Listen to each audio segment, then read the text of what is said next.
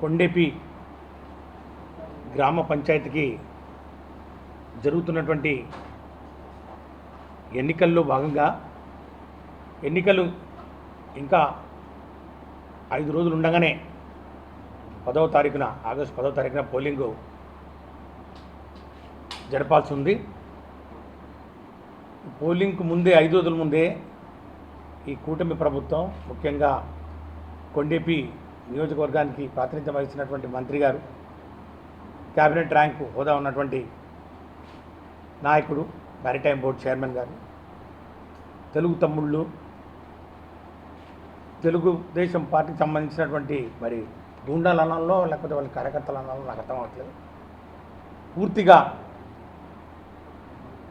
దౌర్జన్యానికి పాల్పడి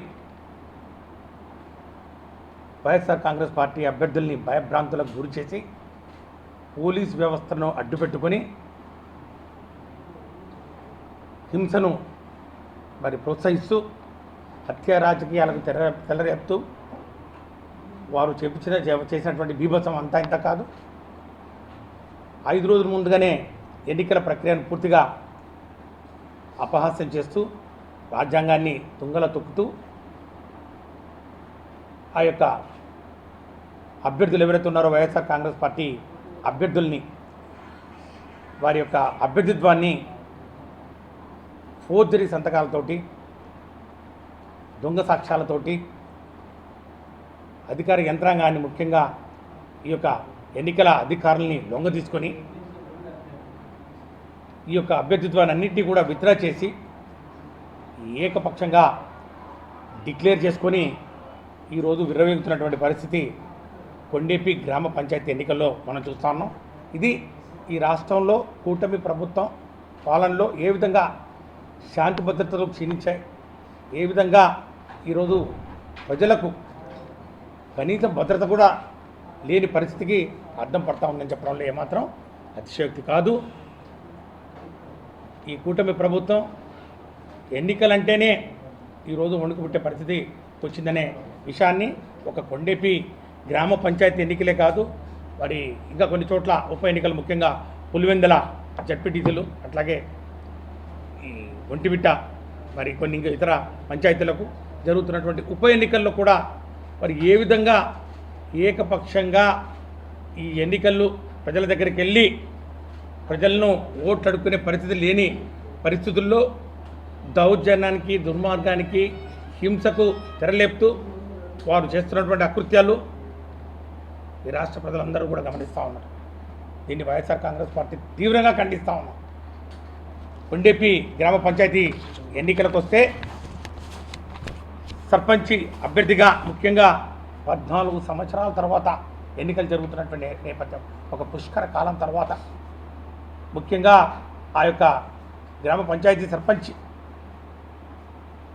ఎస్సీ మహిళకు కేటాయించినటువంటి నేపథ్యంలో దళిత బడుగు బలిగిన వర్గాల వారు, మైనార్టీ వర్గాల వారు ఎంతో ఆశతోటి మరి కొండేపి గ్రామ పంచాయతీకి మరి ఒక సర్పంచ్ని ఎన్నుకోవాలి, ఓటేయాలి 14 సంవత్సరాల తర్వాత అని చెప్పి ఎదురు చూస్తున్నటువంటి నేపథ్యంలో వారి ఆశల మీద నీళ్లు చల్లుతూ, వారి ఆశలను అడియాసలు చేస్తూ ఈరోజు అక్కడ ఈ యొక్క కూటమి ప్రభుత్వం, ముఖ్యంగా పోలీసు మరి వ్యవస్థను అడ్డుపెట్టుకొని పూర్తిగా రాజ్యాంగాన్ని, ఈ యొక్క ప్రజాస్వామ్యాన్ని అపహాస్యం చేస్తూ ఎన్నికల్ని ఏకపక్షంగా చేస్తూ ఎన్నికల్ని పూర్తిగా ఈ యొక్క ప్రజలకు ఓటు హక్కును వినియోగించుకునే అవకాశాన్ని మరి లాక్కుంటూ వారు చేసినటువంటి ఈ యొక్క దుశ్చర్య మరి ఈ యొక్క ప్రజాస్వామ్యం మీద, మరి యొక్క ముఖ్యంగా ఈ యొక్క ప్రజాస్వామ్యవాదులు ఎవరు కూడా హర్షించని విధంగా వారు చేసినటువంటిది ఇది ఒక మాయని మచ్చగా మిగిలిపోతుందని చెప్పి కూడా ఈ సందర్భంగా నేను మనవి చేస్తూ ఉన్నాను. ఇక వాస్తవాలకు వస్తే ఈ సర్పంచ్ అభ్యర్థిగా వైఎస్ఆర్ కాంగ్రెస్ పార్టీ నుంచి 3 దళిత మహిళలు నామినేషన్లు వేశారు. నామినేషన్ వేయడంలో కూడా ఎన్నో అడ్డంకులు, ఎన్నో ఆటంకాలు, ఎన్నో ఇబ్బందులు, కులం సర్టిఫికేట్ ఇవ్వడంలో మరి వారు పెట్టినటువంటి ఇబ్బందులు కానివ్వండి, తర్వాత నామినేషన్లు వేయడంలో వాళ్ళు అడ్డుకున్నటువంటి తీరు కానివ్వండి, అన్నిటినీ అధిగమించి మరి ఈ యొక్క నామినేషన్లు వేశారు. ముఖ్యంగా యనమర్తి కళ్యాణి అట్లాగే అడగబొట్టు విమలమ్మ, పల్లె మేరమ్మ ముగ్గురు వైఎస్ఆర్ కాంగ్రెస్ పార్టీ అభ్యర్థులుగా సర్పంచ్ ఎన్నికల్లో మరి బరిలో ఉండి నామినేషన్లన్నీ కూడా ఓకే అయిన పరిస్థితుల్లో మరి విత్డ్రాయల్ డేట్ నిన్న డేట్లో మరి ఆ విత్డ్రాయల్ సమయంలో పోలీస్ వారు చేసినటువంటి హంగామా, వారు చేసినటువంటి ఆ యొక్క దాష్టికం కానివ్వండి, వాళ్ళ ఇళ్ళ మీదకి వచ్చి పదుల సంఖ్యలో పోలీసులు, ఒక సిఐ, ఎస్ఐలు వాళ్ళ ఇంటి మీదకి వచ్చి, ముఖ్యంగా యనమద్ది కళ్యాణి వాళ్ళ భర్త యనమద్ది వసంతరావు, ఆయన పోలీసు డిపార్ట్మెంట్లో ఒక కానిస్టేబుల్గా, ఏఆర్ కానిస్టేబుల్గా పనిచేస్తుండడం ఆయన దురదృష్టం. ఇక పోలీసు వాళ్ళు రెచ్చిపోయి నీ అంతు చూస్తాం, నీ సంగతి తెలుస్తాం, నువ్వు ఎలా పరిపాలన చేస్తావు, అసలు నీ ఉద్యోగం ఉంటుందా అని చెప్పి భయాందోళనకు గురిచేసి యనమద్ది కళ్యాణి దగ్గర నుంచి బలవంతంగా విత్డ్రాయల్ ఫామ్ మీద సంతకం పెట్టుకున్నటువంటి విషయం మా దృష్టికి వస్తే తక్షణమే మరి డిఎస్పీ గారిని, సిఐ గారిని, ఎస్పీ దగ్గరికి కూడా వారి దృష్టికి తీసుకోవడం జరిగింది. డిఎస్పీ గారు అంటారు, ఇది బలవంతంగా కాదు, ఈ యనమద్ది కళ్యాణియే మరి ఆమె వాలంటరీగా ఆమె సమ్మతంతో విత్డ్రాయల్ని తీసుకొచ్చి పోలీస్ స్టేషన్లు ఇచ్చిందని చెప్తా ఉన్నాం. విత్డ్రాయల్ ఎక్కడైనా ఉంటే అది ఎలక్షన్ ఆఫీసు, లేకపోతే వాళ్ళ ఎంఆర్ఓ ఆఫీసులోనో, లేకపోతే రిటర్నింగ్ ఆఫీసర్కో అందించాలి, కానీ పోలీస్ స్టేషన్లో ఇవ్వాల్సినటువంటి అవసరమే ఉంది. చెప్పేదైనా అతికేటట్లు చెప్తే బాగుండేది. ఇక రెండో కేసు, ఈ అడగబొట్లు విమలమ్మ, ఈమెను వేటాడి వీరందరూ నామినేషన్లు వేస్తే వీళ్ళకు విత్డ్రా చేస్తారని చెప్పి భయాందోళనకు గురై వాళ్ళు ఊరు విడిచి ఎక్కడో వెళ్ళి తలదాచుకున్నారు. 100 కిలోమీటర్లు వెళ్ళి అక్కడ పోయి తలదాచుకొని ఈ నామినేషన్లో విత్డ్రాయల్ ప్రక్రియ అయిన తర్వాత వద్దామంటే అక్కడికి కూడా వీళ్ళు ట్రేస్ అవుట్ చేసి, ఒక టెర్రరిస్టులను ట్రేస్ అవుట్ చేసినట్టు వాళ్ళ యొక్క ఫోన్ ఐడెంటిటీని, వాళ్ళ యొక్క ఈ నెట్వర్క్ ఆ నంబర్ని అన్నింటినీ కనుక్కొని ట్రేస్ అవుట్ చేసి వాళ్ళని పట్టుకొని టైం అయిపోయిన తర్వాత, విత్డ్రాయల్ టైం అయిపోయిన తర్వాత కూడా రిటర్నింగ్ ఆఫీసర్ ఈ యొక్క విమలమ్మ అభ్యర్థిత్వాన్ని విత్డ్రాయల్గా స్వీకరిస్తూ అభ్యర్థి లేకున్నా కూడా పూర్తిగా అన్యాయానికి పాల్పడినటువంటి పరిస్థితి ఈరోజు నేను ఈ రాష్ట్ర ప్రజల దృష్టికి తీసుకొస్తా ఉన్నాను. ఇక పల్లె మేరమ్మ మీ ముందే ఉంది. పల్లె మేరమ్మ ముందే వచ్చింది, భయపడిపోయింది. సార్ నేను ఎట్లా కొట్లా ఈ యొక్క కొండేపి గ్రామ పంచాయతీ సర్పంచ్ పోటీలో ఉన్నాం, 40-45 సంవత్సరాలు. మా ఆయన పల్లె మరి శివరాం గారు ఒక సీనియర్ నాయకులు, పార్టీకి పల్లె శివరాం గారు సీనియర్ నాయకులు, పార్టీకి సేవలు అందించారు. మరి ఈరోజు 14 సంవత్సరాల తర్వాత ఈ అవకాశం వచ్చింది. ఖచ్చితంగా ఈ యొక్క కొండేపి గ్రామ ప్రజలకు సేవ చేయడానికి ఒక అవకాశం వస్తుంది. మేము పోటీలో ఉన్నాము. ఎన్ని కష్టాలు వచ్చినా, ఎన్ని ఇబ్బందులు వచ్చినా, మమ్మల్ని చంపినా కూడా మేము విత్డ్రా చేసుకునే పరిస్థితి లేదు. కానీ మా యొక్క ప్రాణానికి, ముఖ్యంగా ఈ యొక్క నామినేషన్ నిలబడడానికి మాకు రక్షణ కల్పించండి అని చెప్పి అలా అడుక్కుంటే మేము ఏమి చేయలేని పరిస్థితి. పోలీసు వాళ్ళే ఇప్పుడు కంచే చేను వేస్తే అనేది చందంగా పోలీసు వాళ్ళే వారిని ఇబ్బంది పెడుతున్నటువంటి పరిస్థితి. ఎందుకంటే మన పల్లె శివరాం గారి అన్న కొడుకు, పల్లె వెంకటనారాయణ, ఆయన సిఐ కలిగిరి, నెల్లూరు జిల్లా సిఐ కలిగిరి, ఆయన మీద పడ్డారు. పోయి నువ్వు ఏం చేస్తావు మాకు తెలీదు, నువ్వు రావాలా, నువ్వు వచ్చి ఆ విత్తనాలు చెప్పి తీసుకురావాలా, తీసుకొచ్చి ఇస్తేనే నీ ఉద్యోగం ఉంటుంది, నీ పోస్టింగ్ ఉంటుంది, లేకుంటే నీ సంగతి అంతే, పొద్దున 10 గంటలకు టైం ఇస్తున్నాం అని రాత్రి నుంచి ఆయన ఇబ్బంది పెట్టినటువంటి పరిస్థితి.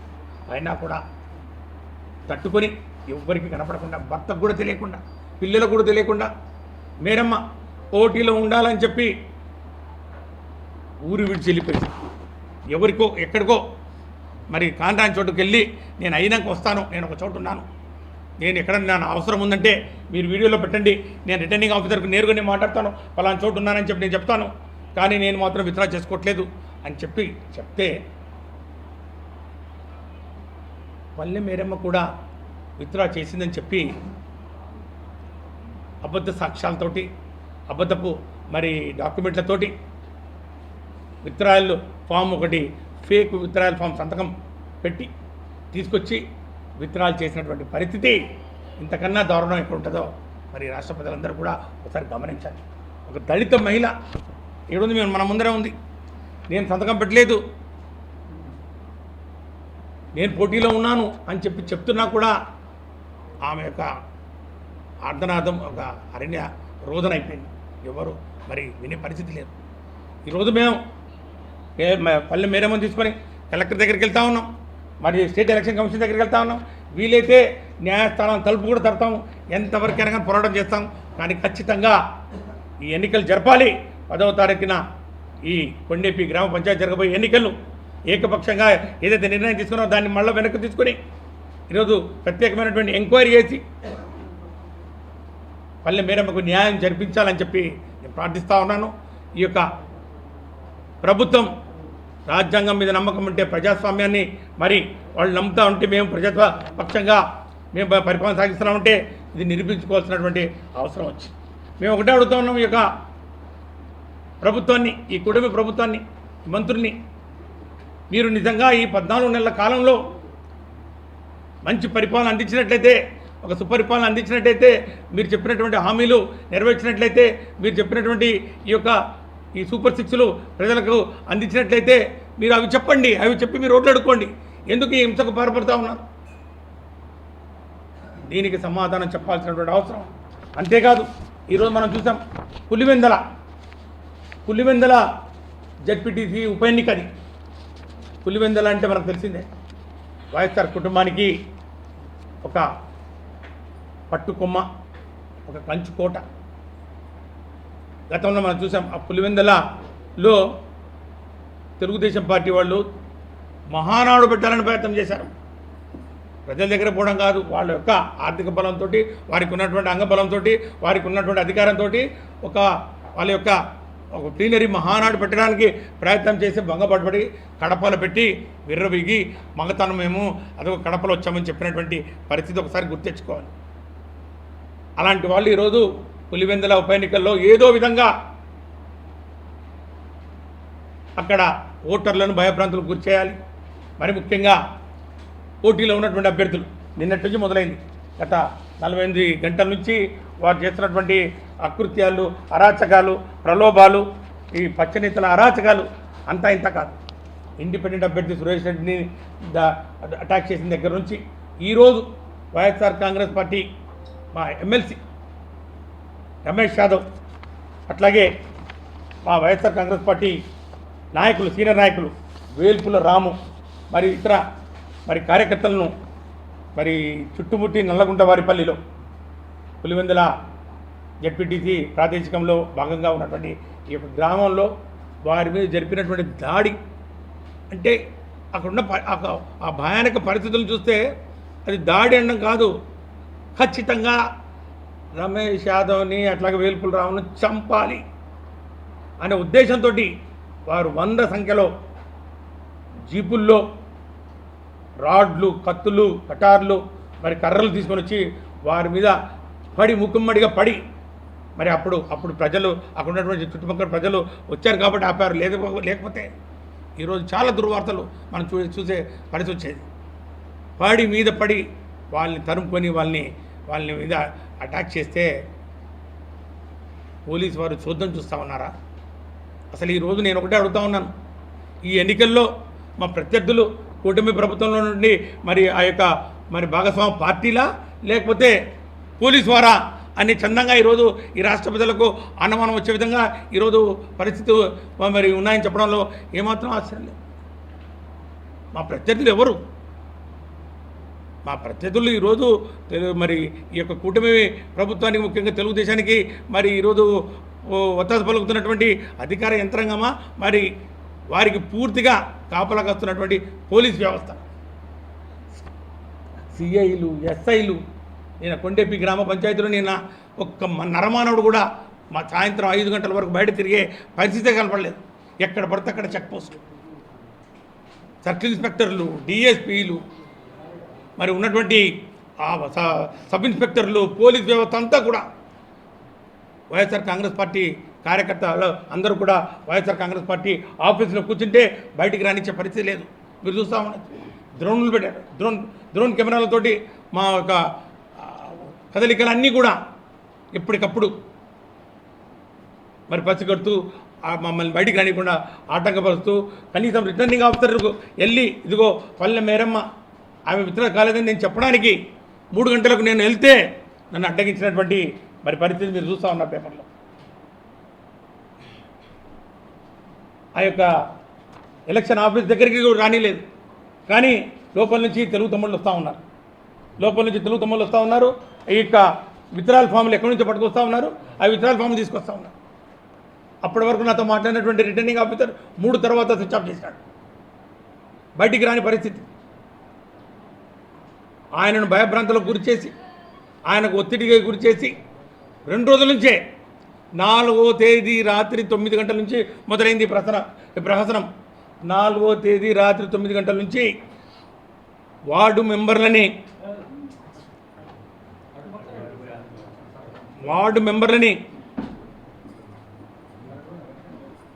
విత్డ్రాయల్ చేయించే ప్రక్రియ మొదలైంది. రాత్రి 10 గంటలకు ఎన్నికల ఆఫీసు ఎన్ని గంటలకు మూసేయాలి, ఎన్ని గంటలకు పనిచేయాలి, ఎంతవరకు పనిచేస్తుందనే విషయం అందరికీ తెలిసిందే. రాత్రి పూట చేయాల్సినటువంటి అవసరం ఏముంది? 5వ తారీఖు 3 గంటల వరకు నామినేషన్ విత్డ్రాయల్కు టైం ఉన్న నేపథ్యంలో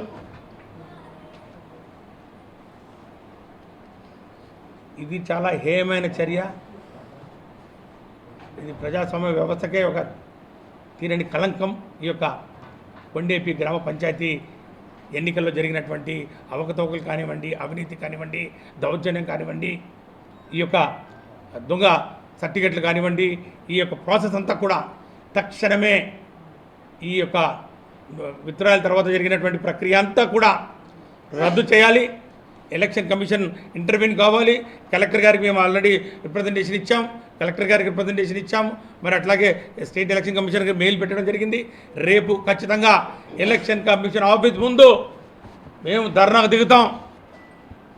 ఈ కొండేపి గ్రామ పంచాయతీ ఎన్నికల మరి ప్రక్రియలో ఉన్నటువంటి లొసుగులన్నింటినీ కూడా రద్దు చేసి తిరిగి పారదర్శకంగా ప్రజాస్వామ్య పద్ధతిలో ఎన్నికలు నిర్వహించేంత వరకు పోరాటం చేస్తామని చెప్పి కూడా నేను మనవి చేస్తూ, ఇదిగో ఈరోజు మన మధ్యన మేరం ఉంది. ఏం జరిగిందో కూడా ఈరోజు ప్రత్యక్షంగా మరి మీతో మాట్లాడుతున్నాను. కొంచెం సర్దుకమ్మ. సర్పంచ్గా నామినేషన్ చేసే మగాడున్నాడా అని చెప్పి ఓపెన్గా ఛాలెంజ్ చేస్తూ ఉంటే తెలుగు తమ్ముళ్ళు, మేము వాళ్ళకు ఒకటే చెప్తా ఉన్నాం. ఇది ఈ కొండేపి గ్రామ పంచాయతీ సర్పంచి ఎస్సీ మహిళకు కేటాయించారు. ఇందులో పోటీ చేసేది మహిళలు పోటీ చేశారు కానీ మగవాళ్ళు కదని ఫస్ట్ తెలుసుకోండి. తర్వాత నిజంగా మీరు మగతనం గురించి మాట్లాడుతూ ఉంటే నేను ఒకటే చెప్తా ఉన్నాను, వాళ్ళకి చెప్తా ఉన్నాను, వాళ్ళకి రిక్వెస్ట్ చేస్తూ ఉన్నాను. నిజంగా మీరు మగతనం గురించి మాట్లాడుతూ మగతనం అంటే ఏంటో మీకు తెలుసుకోవాలంటే పారదర్శకంగా 14 సంవత్సరాల తర్వాత కొండేపి గ్రామ పంచాయతీ జరుగుతున్న ఎన్నికలు నిర్వహించండి. మీరు నిజంగా మంచి చేశారంటే, నిజంగా ఈ యొక్క ప్రభుత్వం ఇచ్చినటువంటి హామీల్ని అమలు చేసినట్లయితే, నిజంగా మీరు ఈ యొక్క పెన్షన్లు కానివ్వండి, లేకపోతే గ్యాస్ సిలిండర్లు కానీ అందరికి ఇచ్చినట్లయితే వచ్చి అడిగి ఓట్లు వేయించుకోండి. అది మొగతనం అనిపిస్తుంది. కానీ ఈ విధంగా అడ్డుకొని ఈ దొంగ సాక్ష్యాలతోటి, ఈ ఫేక్ డాక్యుమెంట్లతోటి ఫ్రాడ్లెంట్గా విత్డ్రాల్ చేయించుకొని ఎన్నిక లేకుండా ప్రాథమిక హక్కు బాబాసాహెబ్ బిఆర్ అంబేద్కర్ గారు ఇచ్చినటువంటి ఒక రాజ్యాంగబద్ధంగా ఇచ్చినటువంటి ప్రాథమిక హక్కు, ఈ ప్రాథమిక హక్కును కాలరాచే విధంగా అధికారం మీకు ఎవరిచ్చారు? ఈ బాబాసాహెబ్ బిఆర్ అంబేద్కర్ గారు రచించినటువంటి రాజ్యాంగం మీకు వర్తించదా? మీకు వేరే రాజ్యాంగం ఉందా ఏమన్నా అని చెప్పి ఈరోజు రాష్ట్ర ప్రజలందరూ కూడా ఎంతో నిరాశ నిస్పృహలతోటి ఈరోజు ముఖ్యంగా కొండేపి నియోజకవర్గం ఒక ఎస్సీ నియోజకవర్గం, అక్కడ ప్రాతినిధ్యం వహిస్తున్నటువంటి మరి శాసనసభ్యులు, ప్రజాప్రతినిధి, ఒక మంత్రి, ఆయనే ఈరోజు దళితులకు న్యాయం చేయలేకపోతే, ఆయనే మరి ఈరోజు ఆ ఎన్నికలకు మరి అడ్డుగా నిలబడి ఎన్నికలు మరి నిర్వహించకుండా అడ్డుకుంటుంటే ఇంకా దానికి అర్థం ఏముందని చెప్పి ఈరోజు దళిత ప్రజలందరూ కూడా ఈరోజు ప్రశ్నిస్తూ ఉన్నటువంటి పరిస్థితి ఈరోజు ఉందని చెప్పి కూడా నేను మనవి చేస్తూ, ఈ విధంగా ఈ ప్రలోభాలు, బెదిరింపులు ఎన్ని చేసినా కూడా వైఎస్ఆర్ కాంగ్రెస్ పార్టీ కార్యకర్తలు కానివ్వండి, నాయకులు కానివ్వండి, ఎవరు కూడా బెదిరేదే లేదు. నువ్వు ఎన్ని ప్రలోభాలు పెట్టినా కూడా, ఎన్నో ప్రలోభాలు పెట్టాను, మీకు అది ఇస్తాం, మీకు ఇది ఇస్తాం, మీకు అది ఇస్తాం, మాకేమొద్దు. నువ్వు మీ నువ్వుకినా విత్డ్రా చేసుకోకపోతే రేపు 10 గంటలకల్లా అని చెప్పి నాయకుల ఇంటికి వచ్చి గంజాయి పెట్టి మీ ఇంట్లో గంజాయి కేసులు పెడతాం, మీకు బెయిల్ రాదు అని చెప్పి ఎంబడపడినటువంటి పరిస్థితులు. ఫోటోలు అడిగినారు ఈరోజు అన్న, ఖచ్చితంగా ఫోటోలు కూడా ఉన్నాయి, చూపిస్తాం, ఫోటోలు కూడా చూపిస్తాం. ఎవరైనా ప్రక్రియ దగ్గర నుండి పోరాటం చేస్తూనే ఉన్నారు, అక్కడ ప్రెస్ మీట్లు పెట్టారు.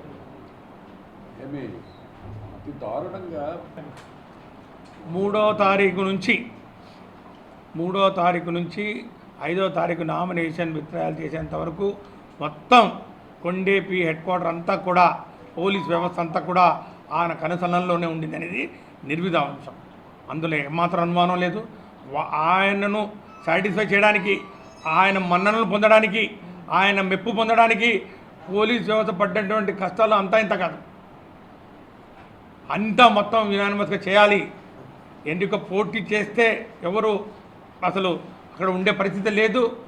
మగతనం అంటే అక్కడ పోటీ లేకుండా ఆ యొక్క సీట్ గెలుచుకోవడమే మగతనం అని చెప్పి ఛాలెంజ్ చేసినటువంటి ఆయన మాటలను నిజం చేయడానికి పోలీస్ వ్యవస్థ పడినటువంటి పాటలు కష్టాలు అంతా ఇంత కాదు. ఒక సిఐ ఏమో ఒక అభ్యర్థిని విమలమ్మకి వెంబడి ఒక సిఐ పోతాడు, ఆ సిఐ వెంబడి ఇంకొక ఎస్ఐ, ఇద్దరు కూడా మన ఈ కొండేపి నియోజకవర్గంలో పనిచేసేసి కొండేపి నియోజకవర్గంలో ఉన్నటువంటి ఒక మండల ఎస్ఐ అలంబడి పోతారు.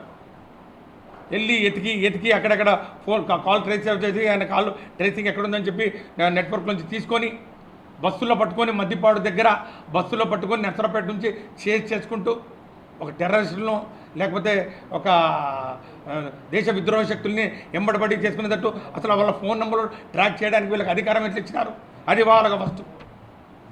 వీళ్ళ సెల్ నెంబర్ను ట్రాక్ చేయడానికి వీళ్ళు ఈ నెట్వర్క్ వాళ్ళ ఏజెన్సీని ఏ లెక్కన అడిగినారు, వాళ్ళు ఏ విధంగా ఈ ఫోన్ నెంబరు ఈ ట్రాకింగ్ మొత్తం వాళ్ళు సహకరించారనేది అది కూడా నీకు తెలుసాలి. ఇంకొక సిఐఎం ఆయనను ఈ కలిగిరి నుంచి పిలిపిస్తారు. నువ్వు ఏం చేస్తావు, సంబంధం లేదు, మీ పిన్నిని పట్టుకురావాలి, మీ పిన్నిని ఎక్కడుందో మమ్మల్ని అందరినీ ఫోన్ చేశారు. వెంకటనాథ రెడ్డి గారిని ఫోన్ చేశారు, సిఐ గారు ఎక్కడుంది చెప్పు, నాకు ఇబ్బంది ఉంది, నన్ను ఇబ్బంది పెడతా ఉన్నారు, నాకు ఉద్యోగం ఉండదు, మేము ఈ కూటమి ప్రభుత్వంలో పనిచేయాలంటే మా వల్ల కాదు, ఒక్కసారి చెప్పు, నేను ఎవరి పేరు చెప్పాను నీ పేరు అని ఈ విధంగా భరించాను. ఇంకొక నాయకుడు మా మిట్టపాలెం మరి సర్పంచి కొండయ్య, మండవ కొండయ్య, ఆయన షాపులో ఈ విమలమ్మ వాళ్ళ అబ్బాయి పనిచేస్తాడు, కోటేశ్వరరావు విమలమ్మ కొడుకు. ఆ కొండయ్యను నీకు టార్గెట్ టైం 5వ తారీఖు పొద్దున 10 గంటలకల్లా నువ్వు విమలమ్మని తీసుకొచ్చి మాకు హ్యాండ్ ఓవర్ చేయాలా. 10 గంటల 1 నిమిషం తర్వాత కూడా నా చేతిలో ఏముండదు, నీ ఇష్టం, ఏం జరుగుతుందో నేను దానికి బాధ్యుని కాదు, మాకు ఒత్తిడి ఉంది పైనుంచి. పోలీసు వాళ్ళు చెప్తున్నారు మాకు ఒత్తిడి ఉంది, మాకు మంత్రి దగ్గర నుంచి ఒత్తిడి ఉంది, మాకు చైర్మన్ మ్యారిటైమ్ బోర్డు దగ్గర నుంచి ఒత్తిడి ఉంది అని చెప్తా ఉంటే రిటర్నింగ్ ఆఫీసర్కి ఆ రోజు 5వ తారీఖున 3 గంటలు 2:30 నుంచే ఫోన్లు.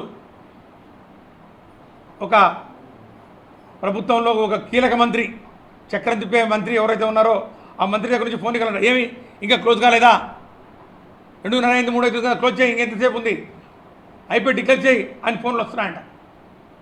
నేను 3 గంటలకు ఎప్పుడైతే ఇది యునానిమస్ చేస్తూ ఉన్నారని తెలిసిందో ఇమీడియట్గా పేపర్లో ఫోటోలు కూడా ఉన్నాయి, ఇమీడియట్గా వెళ్తే ఎక్కడికక్కడ అడ్డుకున్నారు. నేను బయలుదేరుతున్నా అని చెప్పి డ్రోన్లు మా ఆఫీస్ మీద డ్రోన్లు పెట్టారు. డ్రోన్లు ఎందుకండి, ఏం జరుగుతుందని డ్రోన్లు అండి, డ్రోన్లు పెట్టి చెక్ పోస్టులు పెట్టి ఎక్కడికెక్కడ. కొండేపిలో నిన్న జరిగినటువంటి ఆ యొక్క ప్రక్రియ మీరు ఒకసారి చూడాలా, ఎక్కడ నరమానవుడు లేడు రోడ్ల మీద, ఎక్కడికెక్కడ చెక్ పోస్టులు పెట్టి నేను తప్పించుకొని మోటార్ సైకిల్ మీద ఎక్కి మోటార్ సైకిల్ నుంచి మరి వెళ్ళిపోయి కూడా చిలబలు వచ్చేసారు పోలీసులు. ఎందుకు వచ్చావు, ఏం పని అంటే, అరే ఈ విధంగా రిప్రజెంటేషన్ ఇవ్వాలా, మా వాళ్ళు చేసిన విధంగా ఇట్లా మాకు తెలిసింది, ఈ విధంగా విత్డ్రాల్ చేసినా అని చెప్తా ఉన్నారు, ఆవిడ ఉంది పోటీలో ఉంది, ఇది ఇవ్వాలని చెప్తున్నా ఉండి అట్లాంటిది ఏం లేదు. ఆయన మిమ్మల్ని కలవడు, తలుపులు వేశారు, సచివాలయ ఆఫీసు తలుపులు కిటికీలు అన్నీ బంద్ చేసి అక్కడ ఎవరు లేరు. ప్రెస్ వాళ్ళు ఉన్నారు, ప్రెస్లు అడగండి, మీరు ఇక్కడ ఉండడానికి లేదు, మీరు వెళ్ళాలి, 100 మీటర్ల దూరంలో ఉండాలి అని చెప్పి ఆంక్షలు పెడితే ఎక్కడున్నాయి, ఏ బుక్లో రాశారు ఇవన్నీ ఆంక్షలు? ఏకపక్షంగా పోలీసులు, ఈరోజు మా ప్రత్యర్థులు పోలీసులనే అనే విధంగా. సార్ అది ఒకటి, నేదురుమల్ల జనార్దన్ రెడ్డి గారి టైంలో మా కాంప్లెక్స్ పెట్టించారు, జరగాలి 10వ తారీఖు 5 రోజుల ముందే ఎన్నికల ప్రక్రియ క్లోజ్ చేసి ఎన్నికలు లేవు అయిపోయినాయి అంటే కుదరదు. ఇక్కడ అభ్యర్థి ఉన్నారు, అభ్యర్థి పోటీలో మరి ఉన్నాను నేను అని చెప్తున్న పరిస్థితుల్లో ఈ కూటమి ప్రభుత్వానికి ప్రజాస్వామ్యం మీద ఏమాత్రం నమ్మకం ఉన్నా దళిత బడుగు బలహీన వర్గాలకి సాధికారత కల్పించాలి, వారి చేపట్టుకుని నడిపించాలి, బాబాసాహెబ్ బిఆర్ అంబేద్కర్ గారి రాజ్యాంగం మీద నమ్మకం ఉంది అని చెప్పి వాళ్ళకిన అంటే నిరూపించాలి.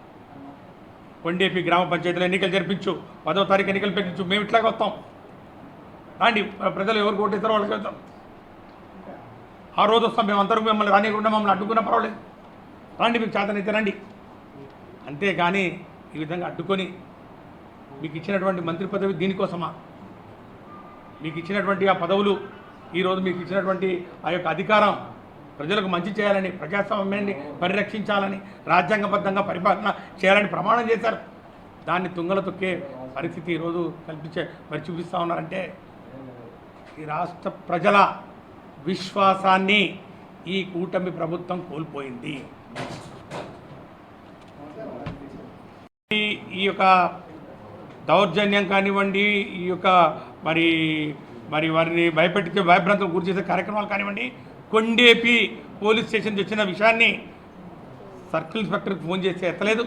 డిఎస్పీతో మాట్లాడాను, డిఎస్పీకి చెప్పడం జరిగింది, ఎస్పీతో మాట్లాడడం జరిగింది. ఎస్పీ గారు నేను సెట్ కాన్ఫరెన్స్లో ఉన్నాను, మళ్ళీ 15 నిమిషాల తర్వాత ఫోన్ చేస్తున్నారు, 11 గంటలకు వారు ఫోన్ చేశారు, వారికి చెప్పడం జరిగింది. ఐజీ గారు సర్వశ్రేష్ఠ త్రిపాఠి వారికి చెప్పడం జరిగింది, వారికి అర్జీ ఇవ్వడం జరిగింది. మీకు వాట్సాప్ కూడా చూపిస్తాను, వాట్సాప్లో అర్జీలు కూడా అందరికీ collector, chief electoral officer, DSP, SP, DGP, national human rights commission, అందరికన్నా ముందు ఇంత దూరం పోతున్నావు కదా, అసలు చేయాల్సింది ఎవరు? అసలు చేయాల్సింది రిటర్నింగ్ ఆఫీసర్. అసలు చేయాల్సింది ఎవరు? ఆర్డీని మొదలుపెడ రిటర్నింగ్ ఆఫీసర్ దగ్గర నుంచి అన్న అడిగాడు రాజన్న మీరు చెప్పారా అని. సర్వశ్రేష్ఠ త్రిపాఠి గారితో ఫోన్ నెంబర్ ఉంది, ఆయనతో మాట్లాడిన వైనం ఉంది, మీరు చూడండి. ఏ టైంలో మాట్లాడినా చెప్పండి. కలెక్టర్ గారితో మాట్లాడడం టైం ఉంది, ఏ టైంలో మాట్లాడినానో రికార్డింగ్ ఉంది. వారు నేను ఎంక్వైరీ చేస్తానని చెప్పడం జరిగింది. ఈ ప్రభుత్వం ఎంత గొప్పగా చెప్పుకునే వాట్సాప్ పరిపాలన వచ్చిందన్నారు కదా, వాట్సాప్లో పెట్టడం జరిగింది, మెయిల్ చెప్పడం మెయిల్లో పెట్టడం జరిగింది. ఆయన పామరుడు గారు మాజీ మంత్రి, హైలీ ఎడ్యుకేటెడ్. మీరు ముంచొద్దు, మీరు కరెక్ట్ నమస్కారం అండి, నా పేరు పల్లె మేరీ.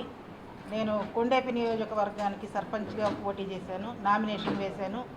వేసిన దగ్గర నుంచి మా మీద టీడీపీ నేతలు కానీ కూటమి నేతలు కానీ వీళ్ళందరూ మా కుటుంబం మీద మా మీద ఒత్తిళ్లు తీసుకొచ్చారు.